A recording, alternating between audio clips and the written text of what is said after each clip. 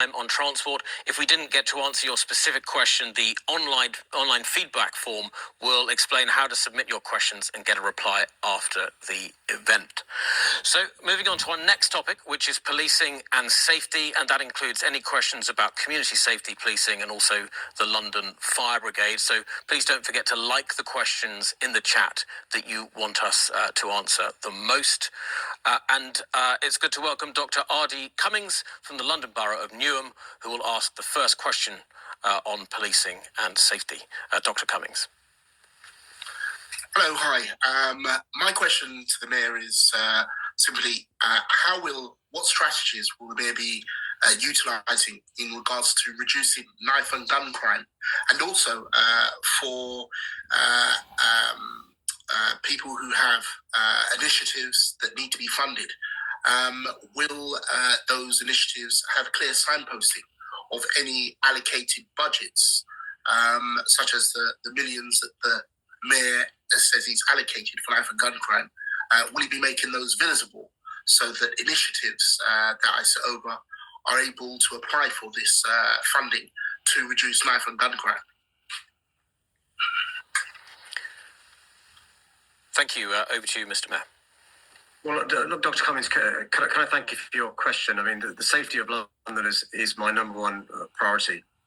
What upsets me is the evidence of the last 14 years when it comes to investment or lack thereof from central government in relation to crime prevention and policing. So in London, in the 8 years before I was mayor, we saw a reduction in cash terms and real terms from City Hall money going to the police to the tune of 28% cuts from City Hall to the police.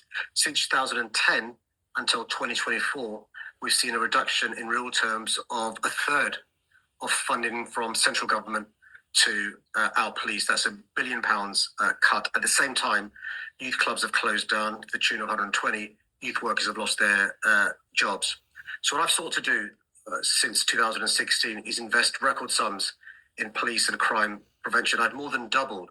It's actually 103% money from City Hall going to the police, £1.142 billion from City Hall to the police, being tough on crime, really important enforcement, but also being tough on the complex causes of crime by investing in the country's first violence reduction unit and the Young Londoners Fund. That means more than 300,000 young Londoners have something constructive and positive to do, but also we're providing mentors for up to 100,000 Londoners. We've already reached 70,000 Londoners, and that's going up and up and up each day and each week, really important. The good news, I'm not complacent at all, is homicides since I became mayor have gone down, gun crime has gone down, the number of young people who are injured with a knife has gone down, burglaries have gone down. It's still far too high, by the way. So we're going to do far more in relation to supporting young people, giving them constructive things to do, distracting them from joining criminal gangs, but also supporting the police as well. And that's why we've adopted a public health approach in London. Dealing with violent crime, you mentioned gun crime and knife crime, dealing with these crimes just like we would a health issue. Stop an infection occurring in the first place. When an infection occurs, deal with it and stop the infection spreading. So invest in youth clubs, youth workers, in youth centres, in police stations, in accident emergency units, outreach workers.